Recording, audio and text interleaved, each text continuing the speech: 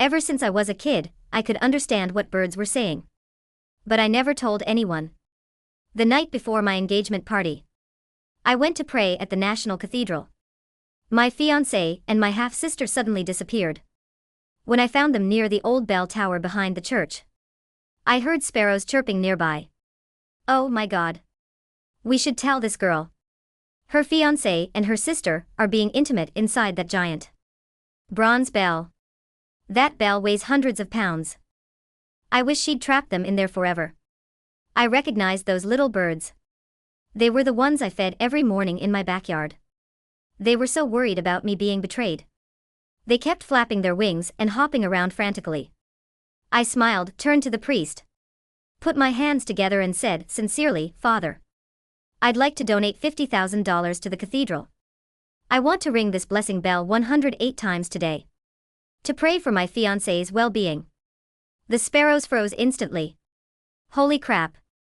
That bell sound is a blessing when you hear it from outside. But it's extremely harmful when you're trapped inside. 108 times, that's gonna severely injure them. Did she hear what we said? This girl is savage.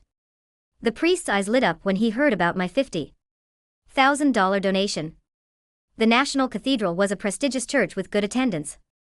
But donations this generous only came once every few years. $50,000 could restore the golden statue of Jesus and repair several side chapels. God bless you, Miss Winters. Your devotion is truly moving. The Lord will surely hear your prayers. Priest clasped his hands together with a kind smile. Then turned to the monks behind him. Quickly prepare the bell ringing ceremony. We're praying for Miss Winters' fiancé, Mr. Blackwell. I stood in the plaza in front of the bell tower, looking at that massive ancient bronze bell. This bell wasn't hanging high in the tower like usual. A few days ago, termites had damaged the wooden beams. The monks had temporarily taken down this several hundred-pound bell and placed it on the stone ground. The bell was enormous and incredibly thick, covered in intricate religious carvings. Age had given it a cold, eerie glow. It was more than big enough to trap 2 adults inside. Originally, there was a 6-inch gap left on one side for maintenance access. But that gap had become the perfect hiding spot for those 2 cheaters. Damien Blackwell had trained in martial arts since childhood. Strength was far beyond normal. He must have used that gap to push the bell open just 3 inches. Pulled Vivian inside with him. Then pushed it back into place perfectly. It looked like it had never been moved. But what he didn't realize was that pushing the bell open from the inside required 3 times more force than getting in. Even with his martial arts skills, in that cramped space with no leverage, he couldn't move it even an inch. My personal maid, Ruby, looked confused. She glanced around and whispered, Miss, weren't we looking for Mr. Blackwell? You just said he was missing. Why are we suddenly ringing the bell? The bell is on the ground. How can the sound travel? Will this even work as a prayer? I smiled and brushed a strand of hair behind my ear, though my eyes were ice cold. Ruby, you don't understand. It's precisely because it's on the ground that this prayer is more powerful. Mr. Blackwell is blessed. The louder the bell rings, stronger the vibration, the smoother his future path will be if I don't make him suffer. I'm not Lydia Winters. Just then, a panicked figure rushed out from behind the garden rocks. It was Damien's personal servant, Marcus. He usually relied on Damien's power to treat me, a fiancé from a merchant family, with fake respect.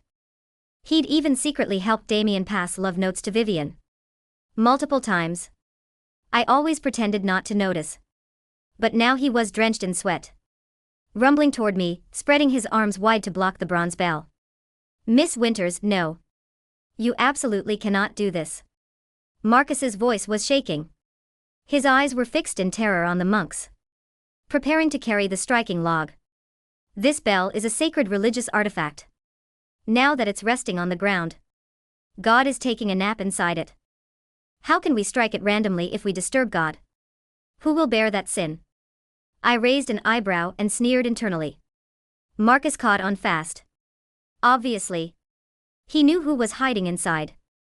That pair of cheaters must have asked him to keep watch. But this useless servant must have wandered off somewhere, forcing them to panic and hide inside the bell. The sparrows above my head chirped, confirming my guess. Oh, well. This bootlicker is freaking out. His master is trapped inside. Those two cheaters told him to keep watch. But he ran off to the back hill to spy on nuns doing laundry. That's why they got stuck in there. If they ring the bell now, their eardrums are gonna rupture. This is like a sonic assault. I understood everything but kept my expression dignified and confused. Frowning slightly. Marcus.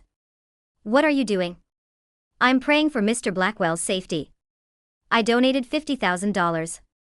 Even the priest approved it. He said it's a great act of charity. You're just a servant. How dare you block my path? How dare you block God's blessing? Marcus was sweating bullets. His eyes kept darting nervously toward the bronze bell, as if he could see through the thick copper walls to his trembling master inside. No, it's not that I dare to block you. It's just Mr. Blackwell likes peace and quiet. You know how much he hates noise. Miss Winters, this bell is too loud. What if Mr. Blackwell is resting nearby and the noise disturbs him? Ridiculous. I cut him off sharply, raising my voice enough to draw the attention of nearby visitors. Mr. Blackwell has been missing for half a day. I'm worried sick. I even considered calling the police. Now I'm spending a fortune to pray for his safety, asking God to protect him and bring him back. You're making excuses and talking nonsense. Are you trying to curse Mr. Blackwell, hoping something bad happens to him? I stepped forward, staring Marcus down. Or do you have some dirty secret you're afraid this bell will expose? Marcus was speechless, his legs nearly giving out beneath him. This accusation was too heavy for him to bear. But he was even more afraid of what would happen if Damien got severely injured inside that bell. If something happened to the young master, the old lady would punish him severely. Miss Winters, how about we pray a different way? We could copy scripture or light prayer candles. 81 prayer candles symbolizing eternal blessings. Wouldn't that be better? Marcus was practically begging now, even reaching out to grab the hem of my dress. I stepped back in disgust. Ruby immediately moved forward to block him. I ignored him and turned to the priest, expression returning to one of devotion. Father, the auspicious time has arrived. We shouldn't delay. My fiancé is still waiting for my blessing. The priest also glared at Marcus with displeasure, finding this insolent servant incredibly rude for blocking the cathedral's income. He waved at the monks and said, "Firmly lift the striker." Several muscular monks worked together to lift the massive wooden striking log. The log was as thick as a thigh, wrapped in heavy red cloth at the front. One strike from this would carry tremendous force.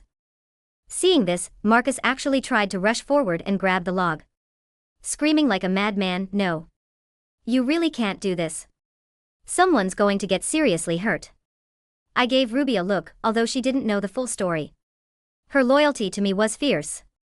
Plus, she'd taken plenty of abuse from Marcus before. She immediately called over our family guards.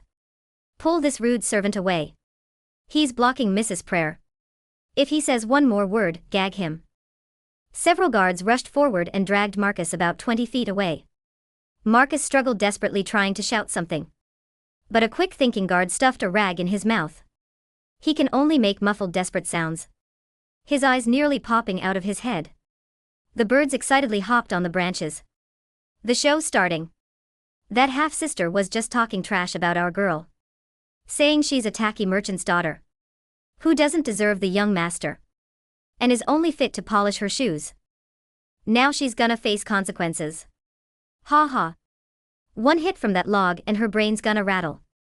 I watched as that massive wooden log rose high into the air, creating an arc in the sunlight.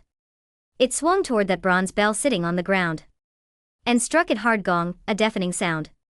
Earth-shaking. Even standing several yards away, I felt the stone slabs beneath my feet vibrate slightly, my chest tightening with the sound wave. The bell's tone was deep, ancient with a unique penetrating power. The echo lasted forever. Inside that sealed bronze bell, This sound would be amplified countless times, bouncing back and forth with nowhere to escape. The sound pressure in that instant was enough to cause severe discomfort. I squinted slightly, a barely noticeable smile of satisfaction on my lips. A little sparrow's commentary was even more entertaining. Well, those two people hugging inside just got blown apart. The guy's ears are bleeding instantly. The girl's screaming, but the sound can't get out. It's completely drowned by the bell. They're trying to cover their ears, but their hands are shaking so much they can't. The guy just tried to shield the girl under him, but the vibration threw her right into the bell wall. So intense, the girl bit her tongue. Her mouth is full of blood. I felt secretly thrilled, but kept my hands clasped together in prayer. Eyes closed, as if truly immersed in blessing my fiancé. Strike after strike, the monks were all powerfully built. They rang the bell with perfect rhythm. Each strike left an echo, yet they came rapidly, giving those trapped inside no chance to catch their breath. Each strike was like a hammer, pounding mercilessly on that cheating couple's hearts and heads.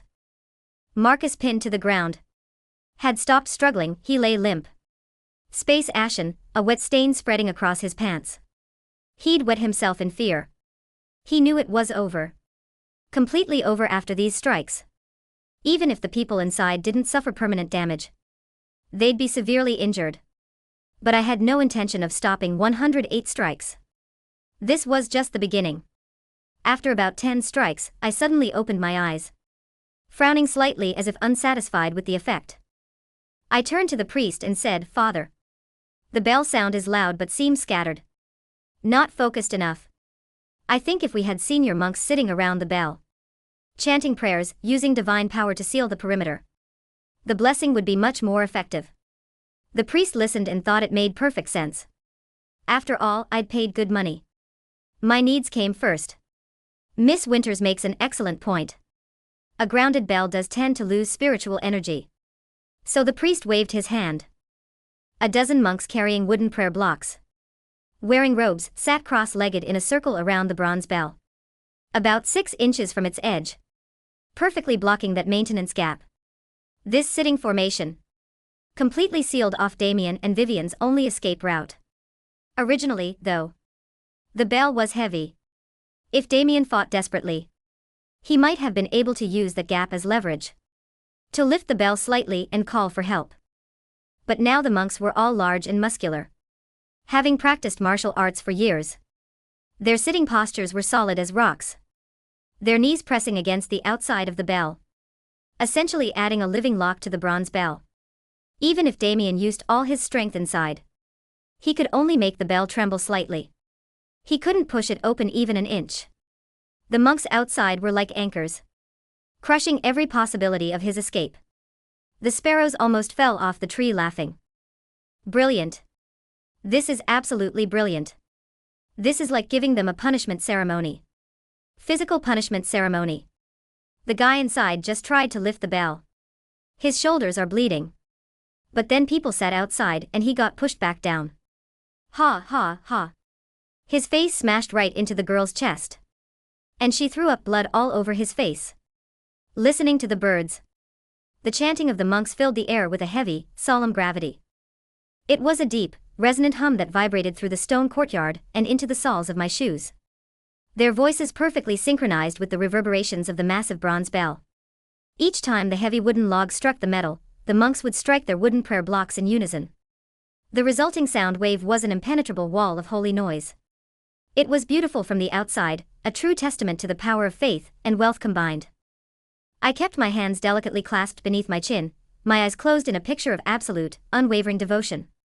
In my mind, however, I was savoring the delightful commentary raining down from the oak branches above. The sparrows were absolutely losing their minds with excitement. Look at them, they are rolling on the ground like overturned beetles. The guy is trying to punch the bronze wall, but he just skinned his knuckles to the bone. Oh, the girl is covering her ears and screaming, but she can't even hear her own voice. It's just a wall of ringing inside there, a total echo chamber of doom.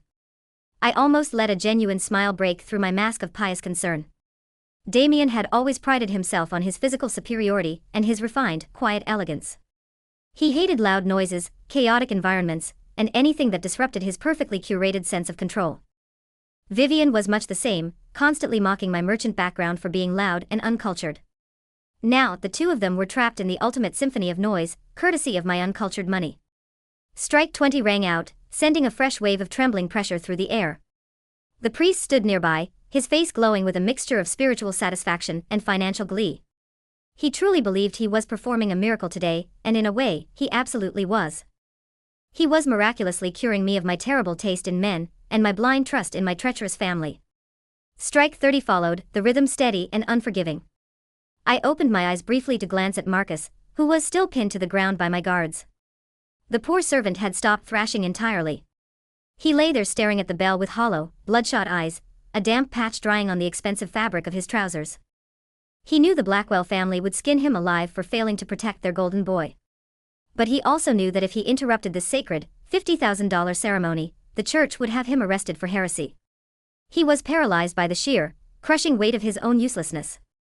I turned my attention back to the bronze bell, admiring the intricate religious carvings that adorned its surface. The faces of the saints seemed to be staring down at the ground in solemn judgment. Strike 40 shattered the brief illusion of peace between swings. The sparrows chirped furiously, eager to deliver the latest update from the front lines of karma. The guy's nose is bleeding now. The pressure is messing with their heads, they can't even stand up. She is grabbing his shirt, begging him to do something, but he just keeps shaking his head. He tried to use his legs to brace against one side and push the other, but the monks outside are too heavy. He is starting to cry. The martial arts prodigy is actually crying tears of snot and panic. I took a slow, deep breath of the crisp autumn air, letting the scent of burning incense fill my lungs. It was a glorious day for a cleansing. By strike 50, a small crowd of cathedral visitors had gathered around the perimeter of our ritual. People were whispering in hushed, reverent tones, moved by the sight of a wealthy young woman praying so fiercely for her missing fiancé. Some of the older women were dabbing at their eyes with lace handkerchiefs. "What a tragic, beautiful display of true love," one of them whispered to her companion. "If only my husband cared for me half as much as Miss Winters cares for that Blackwell boy." Ruby stood faithfully by my side, her posture rigid, and her eyes glaring at anyone who dared to step too close to me. She leaned in and whispered softly into my ear. "Miss, we have been at this for quite a while, and the sun is starting to set. Are you sure you do not want to rest in the parlor while they finish the remaining strikes?" I shook my head gently, maintaining my sorrowful expression. "No, Ruby. My heart will not rest until Damien is safe, so my body must endure this hardship alongside him. Every strike must be witnessed by my own eyes, or the heavens might think my sincerity is lacking." The priest, hearing my words, looked deeply moved and bowed his head toward me in a gesture of profound respect. "Such piety is a rare jewel in this modern age, Miss Winters. The Lord sees your sacrifice, and I am certain Mr. Blackwell will return to you unharmed." I smiled weakly at him, a single, perfectly timed tear rolling down my cheek. "Thank you, Father." Strike 60 echoed across the courtyard, the heavy thud of the log accompanied by the synchronized crack of the monks' prayer blocks. The sparrows were practically dancing on the branches now. "Oh man, it smells terrible in there now." Someone threw up. I think it was the girl. She got so dizzy from the vibrations that she just lost her breakfast all over his expensive leather shoes. He pushed her away, and now they are fighting. They are actually slapping at each other in the dark. This is better than the theater. I had to bite the inside of my cheek to keep from laughing out loud. The grand romance between Damien and my half-sister, built on stolen glances and deceit, was crumbling under the pressure of a single bronze bell. It was amazing how quickly true love evaporated when you added a little bit of claustrophobia and a lot of sonic trauma. Strike 70 arrived, and the monks seemed to find a second wind. Their chanting grew louder, more rhythmic, taking on an almost hypnotic quality that commanded the entire plaza.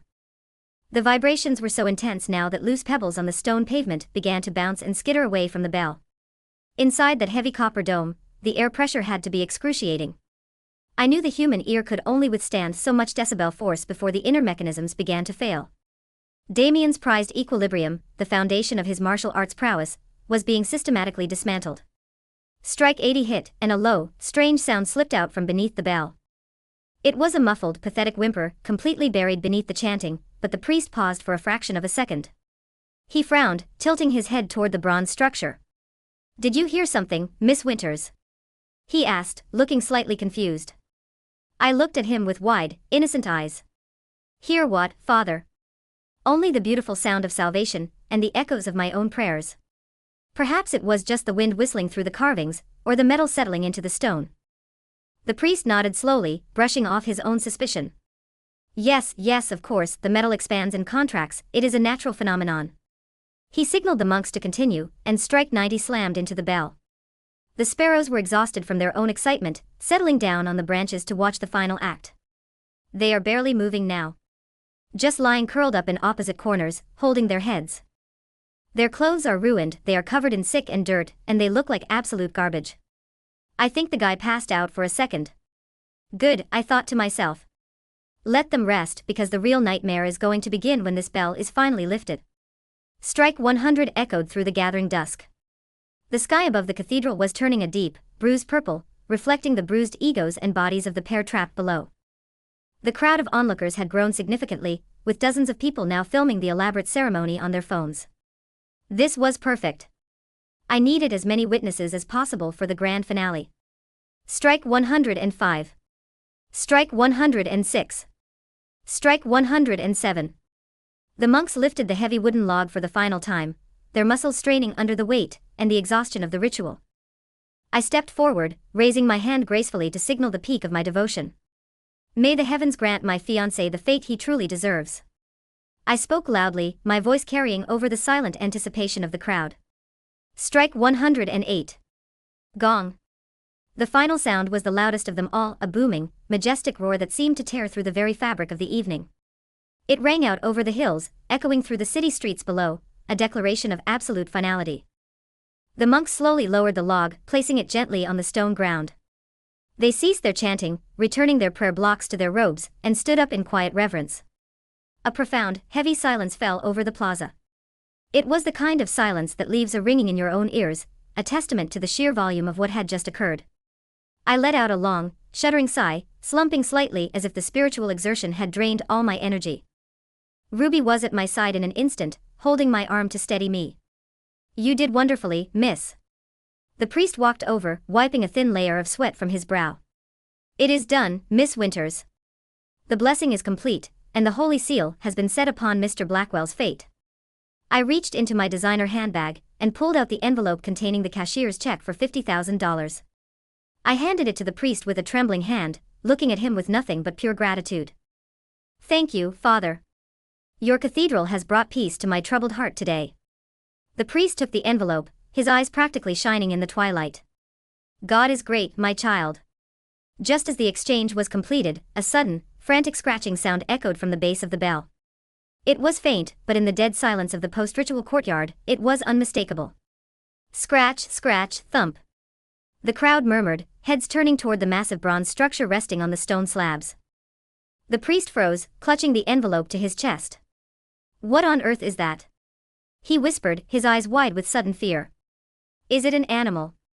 I gasped, taking a dramatic step back and clutching my chest. Oh my goodness, could a poor creature have been trapped inside during the ceremony? Father, we must lift the bell immediately. I cannot bear the thought of my prayers causing harm to an innocent living thing. The priest, eager to maintain the image of the church's benevolence, quickly waved to the muscular monks. Hurry, secure the chains and the pulley system. We must hoist the bell and release whatever is trapped beneath. Marcus, who was still pinned on the ground, began to thrash violently, making desperate, muffled noises around his gag. He knew the game was up. The guards held him tight, watching the monks scurry to attach the thick chains to the heavy iron ring at the top of the bronze dome. It took several minutes for them to set up the wooden hoist, the tension in the courtyard thick enough to cut with a knife. The sparrows above began a low, rhythmic chirping, like a drumroll anticipating a royal execution. Here it comes, here it comes. They look so bad, you are not going to believe it. Heave. The lead monk shouted, and 6 men pulled down on the thick rope with all their might. The chains went taut, groaning under the immense weight of the ancient metal. Slowly, agonizingly, the bronze bell began to lift from the stone ground. First, a sliver of darkness appeared, followed by a foul, stale odor that made the nearest onlookers cover their noses. Then, the bell rose higher, revealing a pair of expensive leather shoes, stained with something foul. Next came the torn fabric of a bespoke suit, and the shredded hem of a designer dress. As the bell was hoisted completely into the air and secured, the full, glorious horror of the scene was laid bare. There in the center of the holy plaza, curled together in a pathetic, trembling heap, were Damien Blackwell and my half-sister, Vivian. The crowd erupted into a chorus of gasps, screams, and shocked murmurs. Cell phone cameras immediately began flashing, capturing the scandalous tableau from every possible angle. Damien was unrecognizable as the proud, arrogant martial artist I had known. His face was pale and slick with sweat, his eyes rolled back slightly as he clutched his bleeding ears. He was violently shaking, unable to find his balance even while lying flat on the ground. Vivian was in an even worse state, her perfectly styled hair matted with sweat and vomit. Her lips were swollen and stained with dried blood from where she had bitten her tongue, and her dress was torn at the shoulder from Damien's frantic attempts to lift the bell. They looked less like high society elites, and more like refugees from a sonic war zone. I let out a piercing, perfectly pitched scream of absolute horror. Damien! Vivian! I stumbled forward, allowing Ruby to catch me just before I collapsed in supposed shock. What is the meaning of this? Why are you two hiding inside the holy bell? My voice cracked beautifully, conveying the heartbreak of a devoted woman whose entire world had just shattered. Damien tried to look up at me, but his eyes couldn't focus. He opened his mouth to speak, but only a raspy, deafened groan came out. He couldn't hear me. He couldn't hear anything except the relentless, phantom ringing echoing inside his shattered eardrums. Vivian merely sobbed, trying to hide her ruined face behind her filthy hands, curling into a tighter ball of shame. The priest was absolutely livid, his face turning an alarming shade of purple. Blasphemy! He roared, pointing a trembling finger at the wretched pair on the ground. Desecration of a sacred artifact. You have defiled this holy ground with your filth and your deceit. The crowd began to shout in agreement, the narrative instantly shifting against the trapped couple. People who had just been weeping for my devotion were now glaring at Damien and Vivian with utter disgust. To cheat on your fiancé is a sin, but to do it inside a cathedral's bell on the eve of an engagement party. That was social suicide of the highest order. Ruby turned to the guards, her voice cold and authoritative. Release the servant. Let him explain what his master was doing. The guards pulled the gag from Marcus's mouth and yanked him to his feet. Marcus fell to his knees immediately, sobbing uncontrollably and bowing his head to the stone floor. I am so sorry, Miss Winters. They forced me to stand guard. They have been having an affair for months, and they wanted one last thrill before the engagement became official. I begged them not to do it here, but young Master Blackwell wouldn't listen. The crowd gasped again, the scandal deepening with every word the miserable servant spoke. I stood there, tears streaming silently down my face, the picture of shattered innocence and tragic betrayal. I looked down at the two trembling figures, my heart cold and steady. This is over. I whispered, loud enough for the closest cameras to pick up. The engagement is over. May God forgive you, Damien, because I never will. I turned on my heel and walked away, the crowd parting for me like the Red Sea, offering murmurs of sympathy and support. Ruby followed closely behind, casting one last disdainful look at the ruined couple before falling into step beside me. As I walked toward my waiting limousine, I glanced up at the trees lining the cathedral driveway. The sparrows flitted excitedly from branch to branch, singing a joyful, chaotic melody that only I could truly understand. That was epic. She destroyed them without even lifting a finger. Total victory. I smiled, finally allowing the genuine triumph to reach my eyes, and stepped into the plush interior of the car. The fallout over the next few weeks was spectacular, a masterclass in social and financial destruction. The videos of the bell lifting went viral overnight, spreading through the city's elite circles like wildfire. The Blackwell family matriarch, a terrifying woman who ruled her clan with an iron fist, was humiliated beyond repair. She personally dragged Damien to my family's estate to formally apologize, but I refused to see them. My father, infuriated by the insult to our family's honor, immediately severed all business ties with the Blackwell empire. Without our supply chains and financial backing, their stock plummeted, causing millions in losses. Damien suffered permanent inner ear damage from the 108 strikes of the giant bronze bell. His vaunted martial arts career was effectively over. He couldn't even walk a straight line without a cane, let alone fight. He became a recluse, hiding in the Blackwell manor, haunted by the ringing that would never completely stop. As for Vivian, my stepmother tried frantically to protect her, but the evidence of her depravity was too public. My father, realizing that Vivian had brought unparalleled shame to our doorstep, exiled her from the main house. She was sent away to a remote, strict boarding facility in the countryside, stripped of her allowance and her social standing. She would spend the rest of her days scrubbing floors and praying for forgiveness she would never receive. Marcus was fired without a reference, essentially blacklisted from working for any wealthy family in the country. I took full control of the Winters family business, securing my position as the undisputed heir. Every morning, I still sit in my sprawling backyard, sipping high-quality tea and scattering premium seeds on the lawn. The birds gather in the dozens, bringing me gossip from the city, secrets from boardrooms, and whispers from drawing rooms. My secret gift had protected me, but my own ruthlessness had saved me. I had learned a valuable lesson from that ancient bronze bell. Sometimes, to destroy your enemies, you don't need to fight them. You just need to trap them in their own terrible decisions, and ring the bell of consequence as loud as you can. Life is peaceful now, and the only ringing I ever hear is the delightful chirping of my feathered spies. Everything is exactly as it should be.